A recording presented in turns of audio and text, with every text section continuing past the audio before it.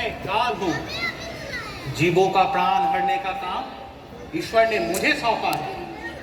सबका समय निर्धारित है, ना एक सांस ज्यादा ना एक सांस कम। मृत्यु के पश्चात सभी को मेरे शरण में ही आना पड़ेगा, क्योंकि मैं हूं काल, मैं हूं यमराज।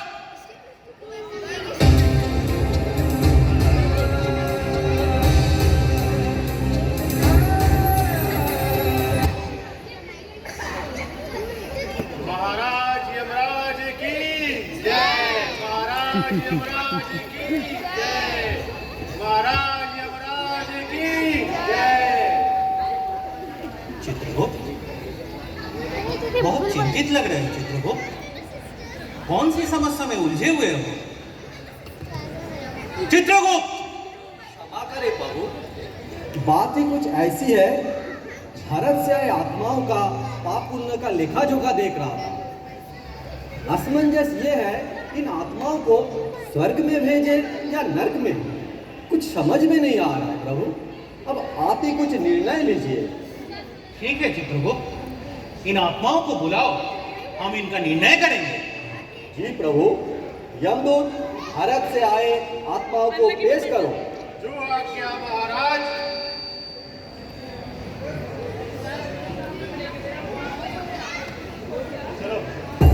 यमलोक में आप सभी मनुष्यों का स्वागत है। आपके सभी कर्मों का लेखा जोखा चित्रगुप्त जी के पास है। अब से कुछ ही क्षण में यमराज महाराज आपके विषय में निर्णय लेंगे।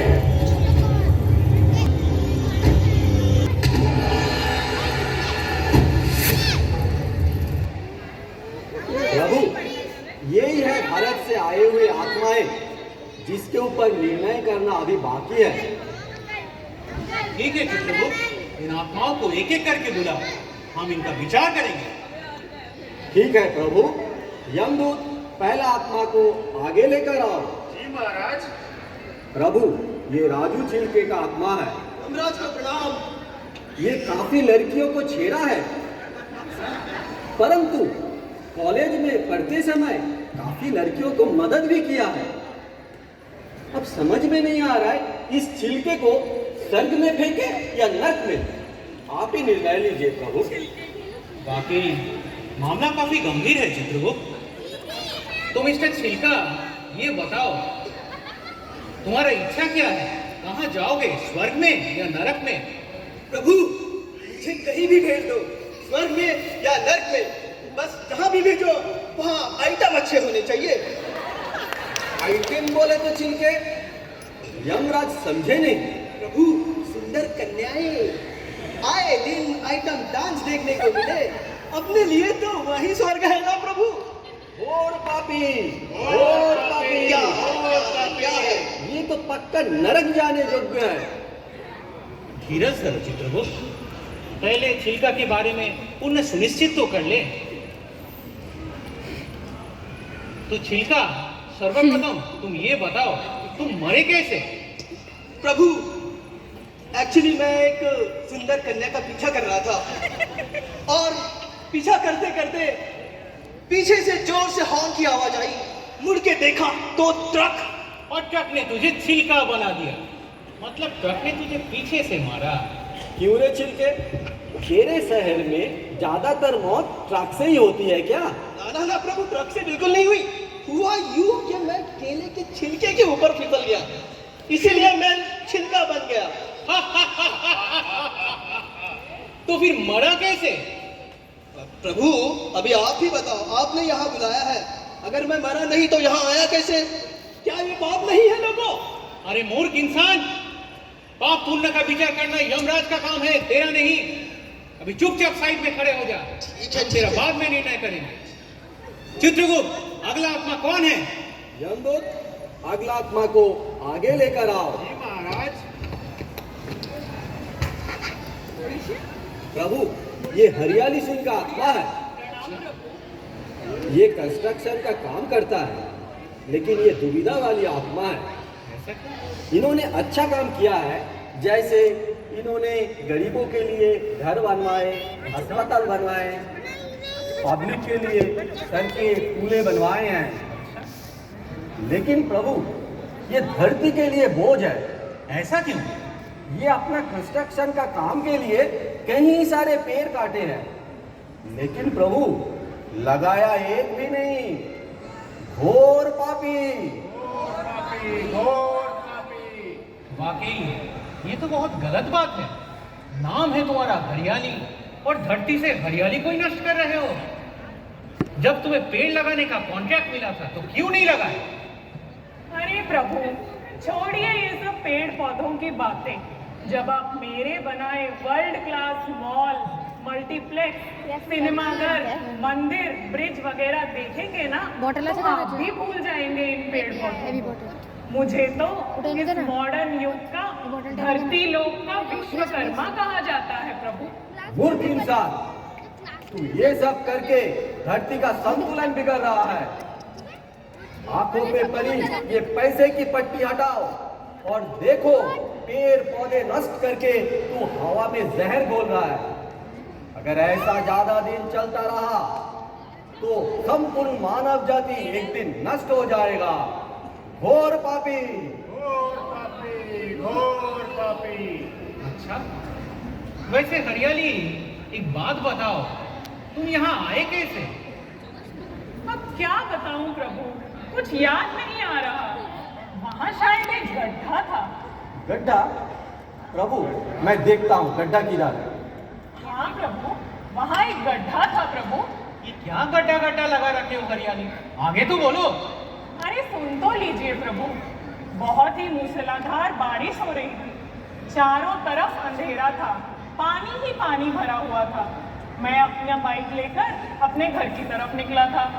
अब इतनी ही देर में सामने एक बड़ा सा गड्ढा आया। बस फिर क्या था, मैं बाइक सहित उस गड्ढे में चला गया और मैंने उस गड्ढे को देखा और अब आपको देख रहा हूँ। और मैं निकला गड्डी लेके और रास्ते पर और सड़क पे एक होल आया, मैं उठे गड्डी छोड़ आया। बस बस हरियाली, ठीक है ठीक है। यमदूत देखो पीछे कौन शोर मचा रखा है। हरियाली तुम साइड में आ जाओ, हम तुम्हारा भी निर्णय करेंगे। देखिए सर, मैं बहुत बिजी हूँ, मेरे पास बहुत काम है। पूरे दिन का स्केड्यूल फिक्स है। आपको जो बोलना है जल्दी बोल दीजिए, मेरी मीटिंग है। ये एक स्पेशल केस है। ये कौन है चित्रगुप्त? ये एक स्पेशल केस है प्रभु, इसको तो मरने का भी फुर्सत नहीं है। ऐसा? ये आईटी में है। क्या कहा? आईआईटी? नहीं प्रभु, आईआईटी नहीं, आईटी। ये आईटी प्रोफेशनल है, नाम है लीना बिस्लरी। नाम सुनकर ही प्यास लग गई। ठहरिए प्रभु, ये सोची तो बदलनी है। अच्छा ठीक है, बताओ इसका क्या कंफ्यूजन है? प्रभु ये तो है बड़ा बड़े कंप्यूटर कोड लिखे हैं। अच्छा, लेकिन है बहुत लापरवाह। इन्होंने ऑफिस टूर में भर भर के सिंगल यूज प्लास्टिक बॉटल्स का इस्तेमाल किया है। देखिए अभी भी उसका वो हाथ में है। अब पब्लिक प्लेसेस में वाटर फिल्टर के क्लीन होने का क्या भरोसा? 20 रुपए के पानी के लिए कोई बीमार थोड़ी पड़ना है। Please let me go back. वैसे चित्रगुप्त, ऐसा सुना है मोदी जी के आने के बाद भारत की स्वच्छता में काफी सुधार आया। सही सुना है प्रभु, लेकिन इस बिस्लरी का बॉस कहाँ है? दिन भर लैपटॉप में घुसी रहती है और खाली समय में पार्टियां करती हैं, और उनमें भी भर भर के यूज एंड थ्रो वाला मटेरियल यूज किया है, जो अभी डंपिंग ग्राउंड में सड़ रहा है। इनको खा के ना जाने कितना जानवर भी मर चुके हैं। घोर पापी। अच्छा? वैसे लीना बिस्लरी, ये बताओ तुम मरे कैसे? प्रभु ऐसा है कि मैं सोशल सर्विस भी करती हूँ। स्टॉप सिंगल यूज प्लास्टिक के कैंपेन के फाइनल इवेंट में मैं चीफ गेस्ट थी। स्टेज पे स्पीच देने के लिए जा रही थी और तभी मेरे पैर के नीचे एक प्लास्टिक की बोतल आ गई और मैं फिसली, टेक 2 यहाँ आ गई। सिर्फ भाषण देने से कुछ नहीं होता है, खुद फॉलो करना भी होता है। वैसे लीना बिस्लरी, अभी ये बताओ, कहाँ जाओगे, स्वर्ग में या नरक में? बस प्रभु, आप मुझे एक लैपटॉप, चार्जर, मोबाइल और वाईफाई दिला दीजिए, फिर आप कहीं भी भेज दीजिए, कोई प्रॉब्लम नहीं है, मैं मैनेज कर लूंगी। बस जल्दी करिए, मेरी मीटिंग है, लेट हो रही हूँ मैं। देखा प्रभु, मैंने कहा था ना, ये एक स्पेशल केस है। सचमुच? जा बिस्लरी, तेरा हिसाब करेंगे प्रभु। अभी तू साइड में खड़ी हो जा। सर मीटिंग है, जल्दी डिसाइड करिए प्लीज। चित्रगुप्त, अगला आत्मा को बुलाओ। यमदूत, अगला आत्मा को पेश करो। जी महाराज।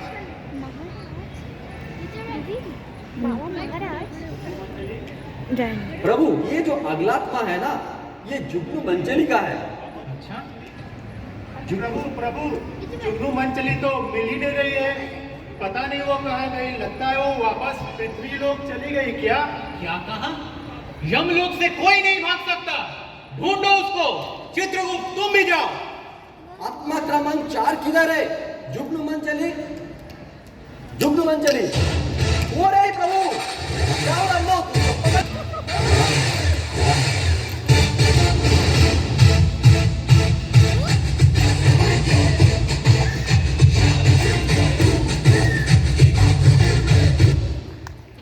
जुगनू मंचली, जुगनू मंचली, प्रणाम प्रभु। कैसे आए यहाँ पे? बाइक से बाहर ही रखी है, क्या? क्या? हाँ, कल ही लिए मैंने, नहीं है। तो अभी बताओ, कहाँ जाओगे, स्वर्ग में या नरक में? ना स्वर्ग में ना नरक में, जुगनू तो जाएगी घर। क्या बोले नालायक, तेरा बाप का राज है क्या? नहीं, माँ का राज है, इंतजार कर रही है वो मेरा। तो आया क्यों था यहाँ? अब पूछी ना काम की बात। क्या बताऊँ, धरती पे पेट्रोल इतना महंगा हो गया, सोचा यहीं से ले लूं। अरे चित्रगुप्त, कौन है यार? एक काम कर, इसको इसकी बाइक के साथ बांध और 5 रुपए का छिड़क के लगा दे। Petrol petrol. नालायक, पेट्रोल ही होता तो ये देवता लोग क्या, ये गाय, भैंस, बैल, चूहे इसकी सवारी करते थे? वो तो मनुष्य जैसे मर्सिडीज, BMW में घूमते थे। मूर्खता की हद कर दी। अब चुपचाप साइड में खड़े हो जाए, हम तेरा पोस्टमार्टम कराएंगे, पता करेंगे तो जिंदा है या मर गया। जा, अभी साइड में खड़े हो जाए। मेरी माँ इंतजार कर रही है प्रभु। चित्रगुप्त, अगला आत्मा कौन है? यमदूत, अगला आत्मा को पेश करो। जो आज्ञा महाराज। प्रभु, अगला आत्मा है VIP पेंटर का। ये है VIP। प्रणाम प्रभु। VIP? कहाँ का VIP? मैं हूँ VIP। करता हूँ मैं एंट्री जहाँ अच्छों को एंट्री नहीं मिलती। No fee no queue, direct entry. काम क्या करता है? अब पूछिए ना प्रभु। मैं मंदिरों की पेंटिंग करता हूँ और एंट्री डायरेक्ट भगवान के चरणों में करता हूँ। प्रभु, ये एक मामूली सा पेंटर है, लेकिन खुद को VIP समझता है। ऐसा? लेकिन काम अच्छा कर लेता है। अच्छा। लेकिन है बड़ा चटोर। मंदिर के अंदर रखे हुए भगवान का भोग चुरा के खुद ही लगा लेता है। घोर पापी। घोर पापी, घोर पापी। तो VIP, ये बता, तू कैसे मरा रे बाबा? हाँ प्रभु, मुझे मारने वाले जीव का नाम है मच्छर। देखा प्रभु, नाम है VIP, लेकिन मरा है एक मामूली सा मच्छर से।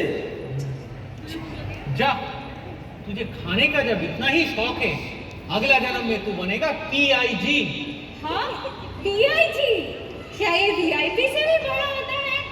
इसका फुल फॉर्म क्या होता है प्रभु? अरे पगले, इसका फुल फॉर्म नहीं, इसका मीनिंग होता है पिग। हाँ? अरे मूर्ख, PIG का फुल फॉर्म नहीं होता है, इसका मीनिंग होता है। वैसे तू शकल से तो लगता है VIP। अभी देख मत, चुपचाप साइड पे खड़े हो जा। तेरा भी निर्णय करेंगे। वैसे VIP लोगों को वेट कराने में मुझे काफी आनंद मिलता है। ठीक है, चित्रगुप्त, अगला आत्मा को बुलाओ। प्रभु, ये जो अगला आत्मा है, इसका निर्णय करना काफी मुश्किल होगा। यमदूत, अगला आत्मा को पेश करो, प्रभु विचार करेंगे। ऐसा क्यों चित्रगुप्त? प्रभु, आप ही देखेंगे तो आप भी समझ जाएंगे। प्रभु, ये है एक भारतीय नारी 20 साल से बच्चों को माँ भारती जैसा प्यार से पढ़ा रही है। दीव, तो आरती भारती, ये बताओ तुम यहाँ आए कैसे? प्रभु, मैं इको फ्रेंडली गणपति बनाने के लिए मिट्टी लेने जा रही थी अपनी ई बाइक पे। गणपति बाप्पा! तभी अचानक से मेरी पड़ोसन भारती सामने से स्पीड में कार चलाते हुए रॉन्ग साइड पे आ गई। मेरे सामने अंधेरा छा गया और अब मैं यहाँ हूँ। प्रभु, इनकी बातों में मत आइए। ये स्कूल की प्रबंध समिति में थी। इन्होंने 200 से ज्यादा कार्यक्रम आयोजित किया है। लेकिन इन्होंने उसमें भी कुछ भी इको फ्रेंडली नहीं किया। हर प्रोग्राम में यूज एंड थ्रो मटेरियल का यूज किया है, जैसे डेकोरेशन का सामान, गिफ्ट रैपर, बैनर, बोके सब यूज करके कचरे में फेंके। प्रभु सुनिए तो, वो गाना है ना, टिक टिक टिक टिक टिक टिक टिक टिक कसम ये खाए रे, टिक टिक टिक टिक टिक टिक टिक टिक प्लास्टिक टिक ना पाए रे। इस गाने पे मैंने अपने बच्चों से बहुत सारे कल्चरल इवेंट्स में डांस करवाए और 3 बार तो हमने फर्स्ट प्राइज भी जीता। तो कुछ तो सोचिए प्रभु मेरे बारे में, स्वर्ग भेजिए प्लीज। वैसे आरती भारती, स्कूल की इवेंट मैनेजिंग कमेटी में रहकर भी उन्होंने प्लास्टिक यूज कम करने के लिए कोई कदम नहीं उठाया। ये बहुत बुरी बात है। सही कहा प्रभु। अब ये सब प्लास्टिक गटर से होकर नदी और समुद्र को प्रदूषित कर रहा है। ना जाने कितने सारे मछलियाँ, कछुए मर चुके हैं और धरती का संतुलन बिगड़ रहा है। और जाने अनजाने में वही सब प्लास्टिक अभी इंसान के भोजन में आ पहुंच रहा है। घोर पापी प्रभु, घोर पापी।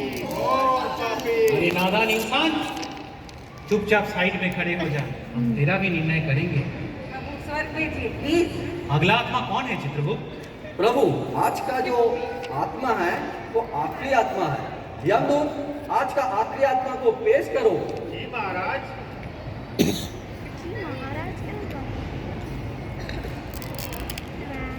ये एक लड़की है प्रभु। वो तो दिख ही रही चित्रगुप्त। इसका नाम है लाली रूपाली।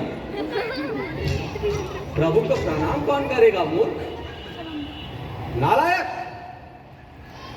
मैंने देखा नहीं प्रभु, वो क्या है?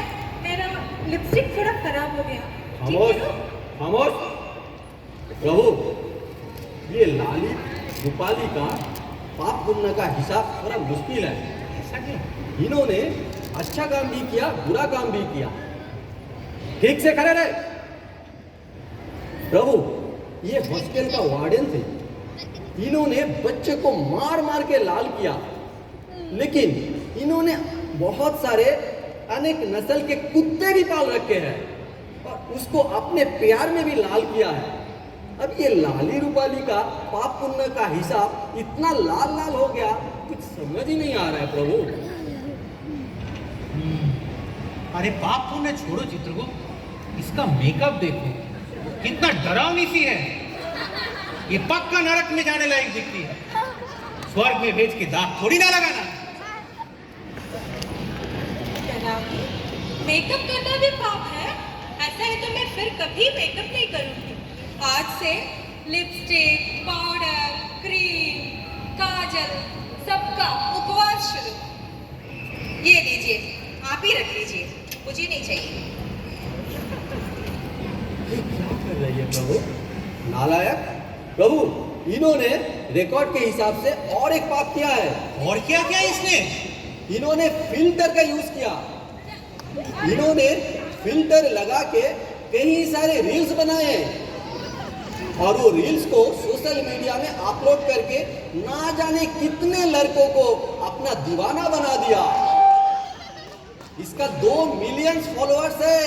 धोखा, धोखा। प्रभु, ऐसा कुछ नहीं है। मुझे 2 मिलियन फॉलोअर्स था, लेकिन एक दिन ऐसा हुआ, ये रील्स अपलोड करते करते पता नहीं कैसे और मेरे सारे फॉलोअर्स मुझे अकाउंट फॉलो कर दिया। वो देखते ही मुझे हार्ट अटैक आ गया। अभी मेरा कोई फॉलोअर्स नहीं है, कुछ नहीं है। मुझे स्वर्ग जाने दीजिए प्रभु। अच्छा ठीक है ठीक है। वैसे चित्रगुप्त ये रील क्या होता है? रील्स? प्रभु धरती पे तो आजकल लोगों का एक ही काम है। ऐसा?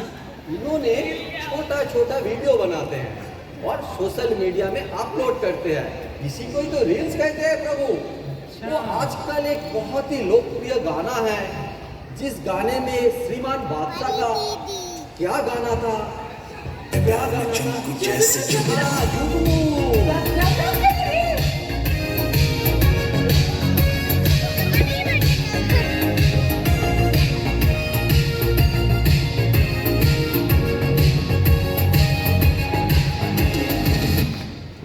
चित्रगुप्त ये तो बड़ा आनंददायक है। एक काम करो चित्रगुप्त, इन सभी को स्वर्गलोक भेजो। अति उत्तम। वैसे अप्सराओं का डांस देखते देखते देवतागण काफी बोर हो गए हैं। और कोविड के बाद इसका खर्चा भी बहुत बढ़ गया है। तो मेरा विचार है कि इनको स्वर्गलोक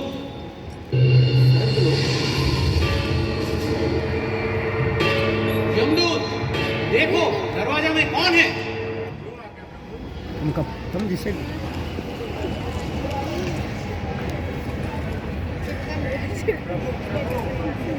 तीनों लोग से देवदूत और नर्क लोग से नर्क पधारे हुए हैं और वो कुछ संदेशा लेके आए हुए हैं। ठीक है यमदूत, दोनों को सादर पूर्वक यहाँ पे लेके आओ। क्या प्रभु?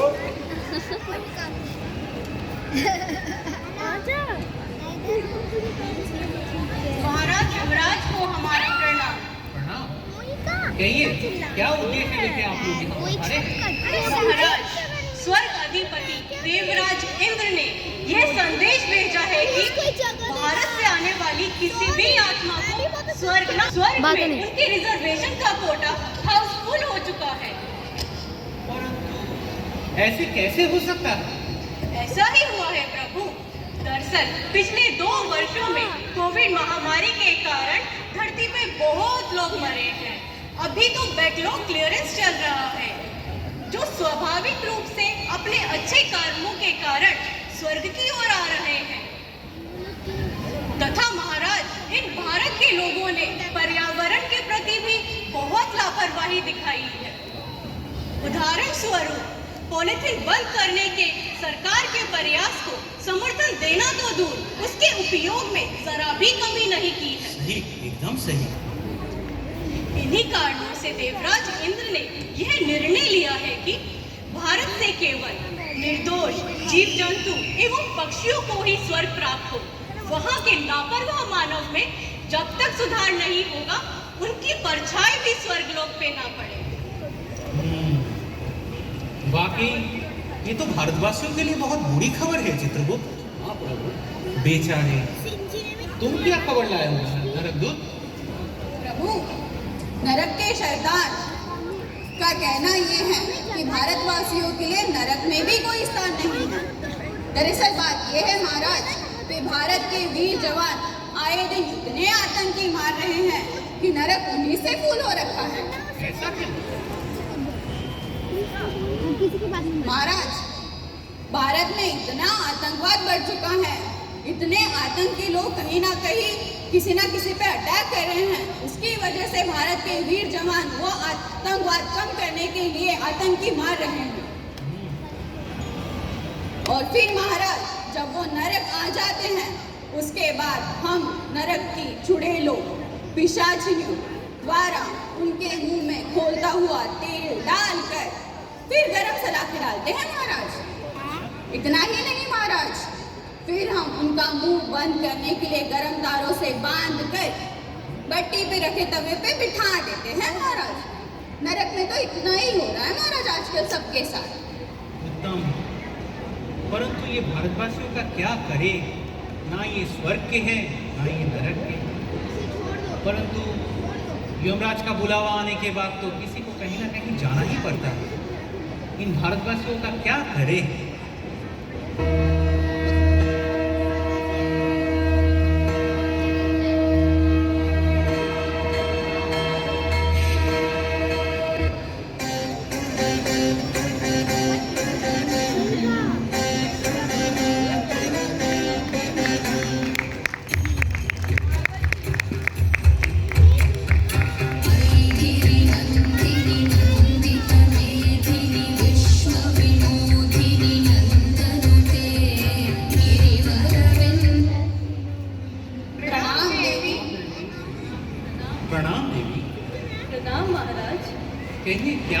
गिफ्ट लेके आए।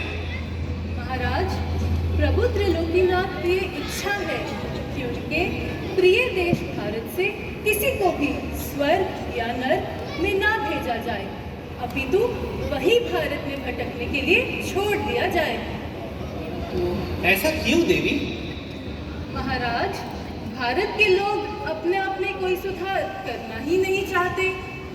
आपको तो मालूम ही है कि शीघ्र ही भारत पृथ्वी लोक का सबसे बड़ी आबादी वाला देश बनने वाला है। वहाँ के लोग धर्म के नाम पर संतान को ईश्वर की इच्छा का बहाना बनाकर निरंतर जनसंख्या बढ़ा रहे हैं। कुछ लोग तो वंश बढ़ाने के नाम पर भी जनसंख्या बढ़ा रहे हैं, जबकि वह जानते हैं कि जब स्वयं नारायण ने श्री कृष्ण का अवतार लिया था तब उनका भी वंश नहीं बचा था। ऐसा उन्हें गंधारी द्वारा श्राप प्राप्त था। चाहते तो वह श्राप से मुक्त हो सकते थे या फिर श्राप न मिलने का कोई मार्ग ढूंढ सकते थे, परंतु उन्होंने ऐसा नहीं किया क्योंकि वह जानते थे कि ये वंश आगे बढ़ाना बेकार की बात है। सबके पिता केवल और केवल ईश्वर है और सब उन्हीं के वंशज हैं जो कुछ समय बाद कालग्रास हो जाएंगे। फिर भी न जाने क्यों ये किसका वंश बढ़ा रहे हैं। हाँ देवी, पर्यावरण के प्रति इनका क्रूर व्यवहार बहुत ही चिंतनीय है। सही कहा चित्रगुप्त, पर्यावरण के प्रति इनके क्रूर व्यवहार से त्रिलोकीनाथ बहुत दुखी है। अतः त्रिलोकीनाथ ने ये निर्णय लोग अपनी गलती को नहीं सुधारते हैं तब तक उनके लिए स्वर्ग और नर्क दोनों के ही द्वार बंद हो चुके हैं।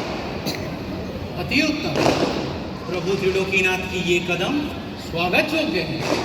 जैसी करनी वैसी भरनी। चित्रगुप्त जी प्रभु। हमने निर्णय ले लिए हैं। इन आत्माओं के साथ क्या करना है? क्या करना है प्रभु?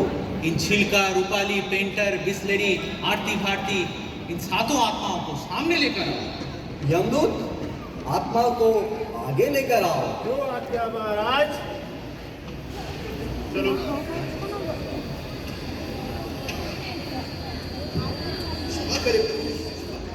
चित्रगुप्त जी प्रभु। हमने ये निर्णय लिया है कि इन सातों आत्माओं को धरती में भटकने के लिए छोड़ दिया जाए, और वो भी बिना शरीर का। सही कहा प्रभु। ऐसे भी इन आत्माओं को पता नहीं है ये मर चुके हैं या जिंदा, तो मुझे भी पता नहीं है यमलोक में इनका बुलावा है या नहीं। यमदूत, धक्के मार के निकालो इन आत्माओं को और भटकने दो धरती पर बिना शरीर के। नहीं प्रभु, ऐसा मत कीजिए प्रभु। हम सभी आत्माओं ने अपनी गलती स्वीकार कर ली है और वादा करते हैं कि अपनी गलतियों की प्रायश्चित करेंगे। हमें बस एक मौका दे दीजिए प्रभु, बस एक मौका। आपको तो पता है भगवान श्री कृष्ण ने भी शिशुपाल के 100 गलतियों को माफ कर चुका था। हम बस एक मौका मांग रहे हैं प्रभु, बस एक मौका। ठीक है, ठीक है। देवी, आपका क्या विचार है? क्यों नहीं महाराज, इन्हें अपनी गलती का एहसास है। हमें इन्हें एक अवसर अवश्य देना चाहिए।